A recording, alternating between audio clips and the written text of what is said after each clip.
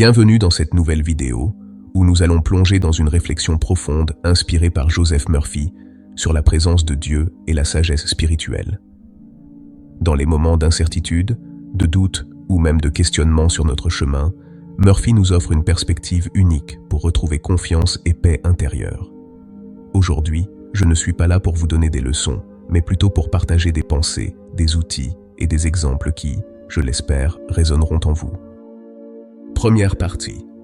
La puissance de la foi pour la prospérité et la protection. Dans les périodes d'incertitude ou de stress, surtout lorsqu'on parle de nos finances ou de nos biens matériels, on peut facilement se sentir vulnérable. Joseph Murphy propose une approche spirituelle qui repose sur l'idée que la foi peut non seulement nous apporter la paix intérieure, mais aussi une forme de protection et de prospérité. Alors, comment intégrer cette idée dans nos vies ? Plutôt que de laisser l'inquiétude nous envahir face aux risques financiers, il suggère de s'appuyer sur la présence divine. Prenons un exemple concret. Imaginons que vous ayez fait un investissement et que le marché soit instable.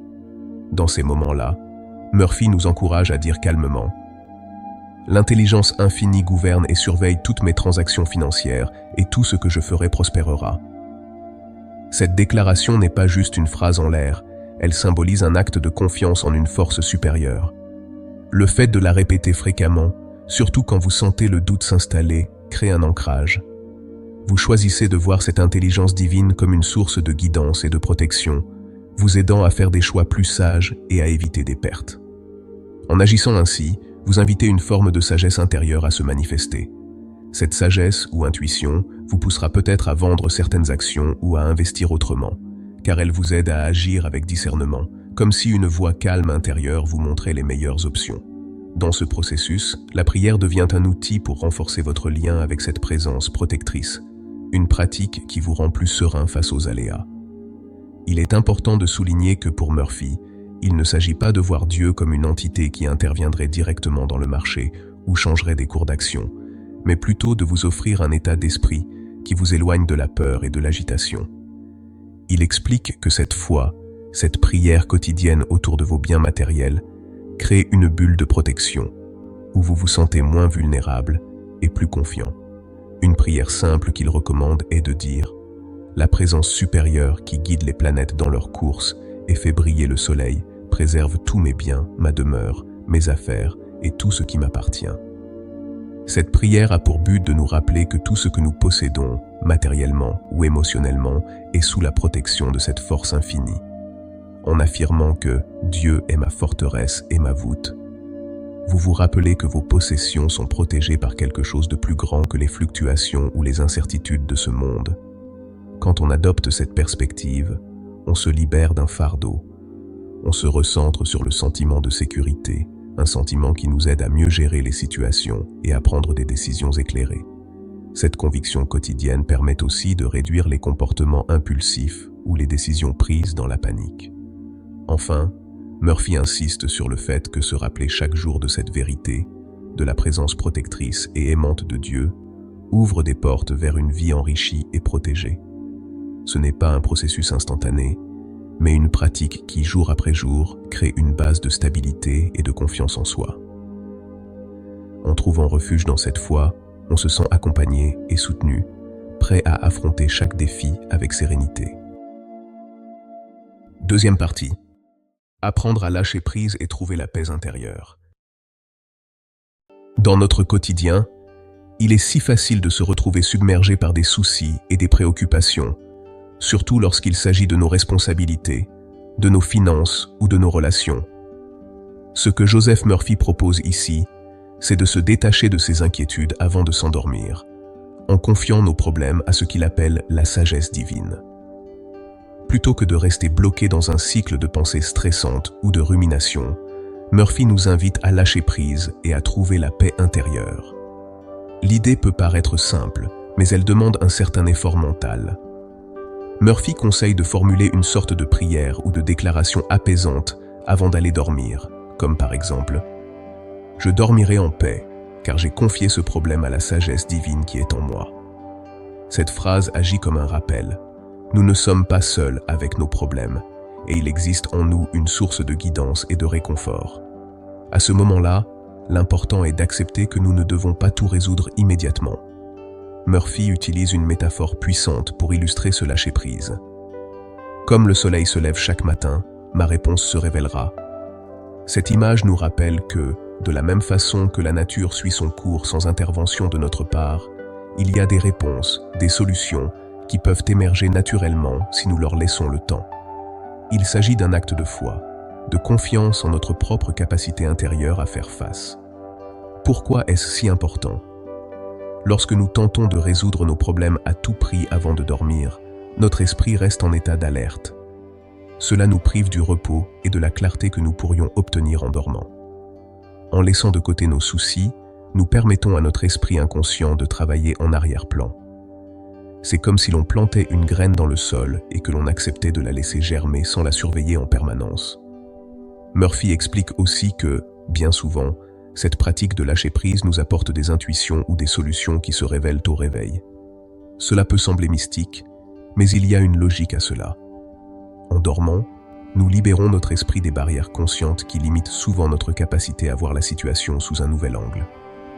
Ce n'est pas un hasard, si l'on dit parfois que la nuit porte conseil. Prenons un exemple simple. Imaginons que vous ayez une décision importante à prendre, comme un changement de carrière ou une résolution pour un problème relationnel. La tendance naturelle serait de réfléchir en boucle et d'essayer de contrôler toutes les variables. Mais en répétant cette prière de lâcher prise, vous créez de l'espace mental, vous vous autorisez à respirer et surtout, vous vous ouvrez à d'autres perspectives. Murphy va même plus loin en suggérant de faire de ce moment de détente une routine quotidienne, un rituel du soir. Ainsi, la nuit devient un moment de régénération, non seulement pour le corps, mais aussi pour l'esprit. Ce processus renforce votre lien avec cette sagesse intérieure qui, avec le temps, devient une source d'inspiration et de sérénité. En réalité, il ne s'agit pas de résoudre tous nos problèmes d'un coup, mais de cultiver une confiance intérieure. En lâchant prise, nous permettons à la vie de se dérouler, de trouver ses propres solutions, et cela devient un acte d'acceptation, de foi. Cette pratique, aussi simple qu'elle soit, peut transformer notre manière d'aborder les défis quotidiens. Elle nous rappelle que tout ne dépend pas uniquement de nous et qu'il existe un équilibre entre l'action et l'acceptation. Troisième partie. Transformer le manque en opportunité. Le sentiment de manque, qu'il soit matériel, émotionnel ou même spirituel, est une expérience que nous avons tous vécue. Selon Joseph Murphy, ce sentiment, bien qu'inconfortable, peut être une opportunité précieuse pour grandir et transformer notre vie. L'idée ici est de regarder ce que nous percevons comme des manques, non pas comme des limitations, mais comme des moteurs pour chercher plus loin, pour atteindre quelque chose de plus grand. Murphy explique que ce que nous appelons le manque provient souvent de nos propres croyances limitantes, de l'idée que nous ne méritons pas l'abondance ou que celle-ci est réservée à quelques privilégiés. Pourtant, il propose de voir cette sensation de manque comme un signal pour se connecter à quelque chose de plus vaste, de plus profond. En d'autres termes, nos moments de doute et de frustration pourraient bien être l'élément déclencheur de notre épanouissement. Imaginez que vous êtes dans une période difficile financièrement. Votre premier réflexe pourrait être de vous inquiéter, de vous dire que l'abondance n'est pas pour vous. Mais Murphy suggère d'adopter une autre perspective. Et si ce manque financier vous incitait à explorer de nouvelles voies? Peut-être pourriez-vous découvrir un talent ou une passion qui vous permettrait de générer des revenus autrement. Le manque devient alors un tremplin pour sortir de votre zone de confort et explorer des horizons que vous n'auriez pas envisagés autrement. Murphy utilise une métaphore puissante pour exprimer cela. Il décrit le manque comme une sorte de pauvreté de l'esprit, une pauvreté qui nous empêche de voir les ressources infinies qui sont déjà présentes en nous. En priant pour la prospérité et en affirmant notre capacité à dépasser ses limitations, on se libère de la peur du manque et on commence à attirer de nouvelles opportunités. Il est aussi essentiel de comprendre que le manque peut nous pousser à chercher la paix intérieure et à découvrir ce que Murphy appelle la richesse spirituelle. Parfois, nous vivons des moments difficiles pour nous rappeler que la véritable abondance ne réside pas uniquement dans les possessions matérielles. Elle se trouve dans la paix intérieure, dans l'amour et dans la confiance en nous-mêmes. En changeant notre perception, nous comprenons que le manque n'est pas un état permanent. Il peut être un point de départ pour attirer l'opulence, mais une opulence qui est d'abord spirituelle et intérieure avant d'être matérielle. Murphy recommande d'utiliser des affirmations pour transformer cette énergie de manque en énergie positive. Une affirmation qu'il propose est « Je suis une expression divine de la générosité et de l'abondance ». En répétant cette phrase, non seulement on se redéfinit, mais on ouvre aussi notre esprit à la possibilité de recevoir davantage. Murphy croit aussi que l'univers répond à notre niveau de foi et d'acceptation. Si l'on reste concentré sur les idées de pauvreté, de limitation et de privation, on risque de recréer sans cesse des situations qui valident ces croyances. À l'inverse, en affirmant notre abondance et en croyant que la vie nous soutient, nous devenons un aimant pour de nouvelles opportunités. Le manque devient alors un enseignant, un rappel pour nous reconnecter à la source d'abondance en nous. Ce processus demande du temps et de la persévérance, car il s'agit de transformer une manière de penser qui est souvent ancrée depuis longtemps. Mais chaque petit pas vers une vision plus expansive de nous-mêmes, vers une foi en nos capacités, nous rapproche d'une vie plus épanouissante. Quatrième partie. Utiliser les épreuves et les défis comme levier de croissance spirituelle. Joseph Murphy nous invite à regarder nos défis et nos épreuves d'une façon surprenante et puissante, non pas comme des obstacles qui nous freinent, mais comme des leviers qui, s'ils sont bien utilisés, peuvent catalyser notre croissance spirituelle. L'idée centrale ici est de considérer nos difficultés comme des occasions d'apprendre, de grandir et même de découvrir des forces en nous dont nous n'avions pas conscience. Murphy prend l'exemple de l'insatisfaction et des épreuves en disant qu'elles sont souvent à l'origine des plus grands changements dans notre vie. Pensez au moment où vous avez ressenti un malaise, un manque de clarté ou même une douleur profonde face à un problème. Ces sentiments ne sont jamais agréables, mais ils peuvent nous pousser à chercher des réponses, à évoluer, à nous dépasser. Selon Murphy, c'est dans cette quête de solutions que nous nous ouvrons à notre pouvoir intérieur et à la guidance divine. En d'autres termes, nos épreuves deviennent les tremplins d'une transformation intérieure. Il utilise une métaphore particulièrement frappante pour illustrer cette idée, celle du crapaud venimeux qui cache un bijou précieux dans sa tête.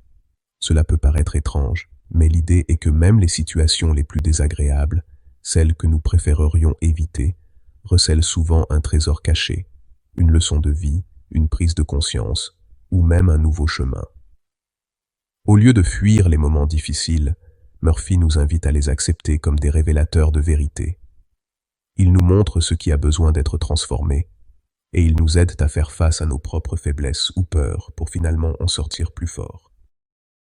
Une personne qui traverse une période difficile dans sa carrière, peut-être avec un emploi où elle ne se sent pas valorisée, ou qu'elle ne trouve plus de sens dans ce qu'elle fait, plutôt que de se contenter de supporter cette situation avec frustration ou de la fuir, Murphy proposerait de s'interroger sur ce que cette expérience a à lui apprendre. Peut-être que ce travail met en lumière un besoin de changement, de créativité ou une ambition jusque-là refoulée. En prenant du recul et en adoptant une perspective spirituelle, cette personne peut transformer cette insatisfaction en un moteur de changement, une invitation à réorienter sa carrière vers quelque chose de plus épanouissant. Murphy va encore plus loin en expliquant que les épreuves nous rapprochent de notre véritable nature spirituelle. Dans les moments difficiles, nous sommes souvent amenés à poser les questions profondes. Pourquoi est-ce que cela m'arrive? Qu'est-ce que je dois apprendre ici? Ces questions peuvent être inconfortables, mais elles déclenchent un processus de découverte personnelle. Les épreuves nous obligent à trouver des réponses qui vont au-delà de l'évidence, des solutions qui nous reconnectent à notre essence et à la sagesse intérieure.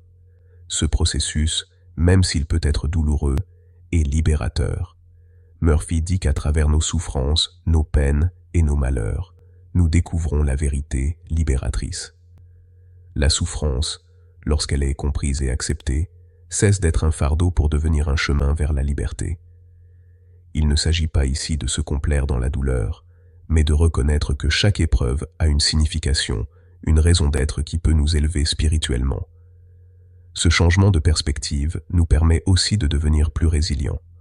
Au lieu de se sentir victime des circonstances, on adopte une position active, une capacité à se tenir debout malgré les tempêtes. Dans cette optique, chaque défi surmonté renforce notre foi en nous-mêmes et en quelque chose de plus grand. Ce processus nous permet de mieux comprendre ce que signifie se tenir, comme le dit Murphy, sur le rocher de la vérité spirituelle. Ce rocher symbolise la stabilité intérieure, la force que nous pouvons développer pour traverser les moments les plus difficiles. Enfin, Murphy nous rappelle que les épreuves sont temporaires, mais les leçons et la croissance qu'elles apportent sont durables. En apprenant à voir nos défis comme des opportunités de transformation, nous développons une foi et une confiance profonde en la vie, et nous nous ouvrons à des niveaux de sagesse et de compréhension qui nous auraient peut-être échappé autrement. Dernière partie. L'importance des désirs et des ambitions pour notre épanouissement spirituel. Joseph Murphy nous rappelle une vérité essentielle. Nos désirs, loin d'être des caprices ou des sources d'insatisfaction, sont en réalité des moteurs pour notre croissance et notre épanouissement. Ils représentent l'expression de la vie en nous, la force qui nous pousse à évoluer, à explorer et à réaliser notre potentiel. Dans cette partie, nous allons explorer pourquoi nos ambitions sont essentielles pour notre développement spirituel et comment les embrasser avec équilibre et sagesse. Murphy affirme que chaque désir profond, qu'il soit matériel, émotionnel ou spirituel, est en réalité une aspiration de notre âme pour s'épanouir. Il ne s'agit pas d'aspirer simplement à l'accumulation de biens ou de succès personnels, mais de reconnaître que derrière chaque souhait, il y a un besoin fondamental de croissance et d'accomplissement. Par exemple, le désir de réussir professionnellement peut en réalité révéler un besoin de contribuer, de créer ou d'influencer positivement le monde. Ainsi, nos ambitions, lorsqu'elles sont comprises dans cette optique, deviennent des expressions naturelles de notre évolution. Un autre point clé est que la vie est constamment en mouvement. Murphy parle d'un progrès infini. La vie ne s'arrête jamais. Elle nous invite toujours à atteindre des niveaux plus élevés de compréhension et d'épanouissement. Lorsqu'un désir est accompli, un autre naît presque immédiatement. Ce cycle peut parfois sembler frustrant, car il nous rappelle que nous ne sommes jamais complètement arrivés. Mais cette insatisfaction apparente est en fait le signe que la vie cherche à se manifester à travers nous, en nous poussant constamment vers de nouvelles expériences. Imaginez quelqu'un qui rêve d'accomplir un grand projet artistique, par exemple. Ce projet peut sembler être une ambition personnelle, mais en réalité, il s'agit d'une manière pour cette personne d'exprimer quelque chose de plus grand qu'elle-même. Ce désir profond agit comme une force qui la pousse à se dépasser, à explorer des territoires inconnus. Murphy dirait que ce projet artistique, en plus d'être une réalisation personnelle, est une opportunité pour cette personne de se rapprocher de la vérité divine qui l'habite, de manifester sa créativité et d'enrichir le monde. Pour Murphy, il est crucial d'honorer ses désirs tout en restant connecté à notre essence spirituelle. Cela signifie éviter de se perdre dans une quête effrénée ou aveugle de succès, de richesse ou de reconnaissance. Au contraire, il suggère de suivre nos ambitions en gardant un équilibre intérieur, en nous assurant que chaque désir est aligné avec notre bien-être et notre paix intérieure. De cette façon, nos ambitions deviennent des expressions harmonieuses de notre nature profonde et non des sources de stress ou de conflits internes. Un point particulièrement important est de comprendre que nos désirs ne doivent pas être motivés par la peur ou le besoin de combler un vide en nous. Parfois, nous désirons des choses pour de mauvaises raisons, pour prouver notre valeur, pour obtenir l'approbation des autres, ou pour combler une insécurité. Murphy nous invite ici à poser un regard sincère sur nos aspirations et à s'assurer qu'elles proviennent d'un espace de bien-être et de paix. Si nous poursuivons nos objectifs dans cet état d'esprit, ils nous apporteront non seulement des accomplissements extérieurs, mais aussi un sentiment profond de satisfaction et de complétude intérieure. Enfin, Murphy nous rappelle que le processus de poursuivre nos désirs nous permet aussi de découvrir notre résilience, notre foi et notre capacité à co-créer notre réalité avec la guidance divine. En nourrissant des ambitions qui sont alignées avec notre être intérieur, nous cultivons notre relation avec la vie elle-même. Nous apprenons à avoir confiance, à prendre des risques et à avancer même dans l'incertitude, car nous savons que nous sommes soutenus par quelque chose de plus grand. Notre vie spirituelle est un voyage d'évolution, où chaque épreuve, chaque désir et chaque ambition nous pousse à découvrir notre véritable potentiel. Je vous invite à essayer de mettre en pratique certaines de ces idées dans votre vie. Peut-être qu'un simple moment de prière ou de lâcher prise avant de dormir pourrait vous apporter une nouvelle perspective. Prenez le temps de ressentir cette présence divine et de voir où elle vous mène. N'oublions jamais que nous sommes des créateurs de notre réalité et que la lumière est toujours à portée de main, même dans l'obscurité. Et si cette vidéo vous a inspiré, n'hésitez pas à la partager ou à laisser un commentaire avec vos réflexions. Cela m'intéresse toujours de lire vos expériences. Merci de votre écoute et à très bientôt.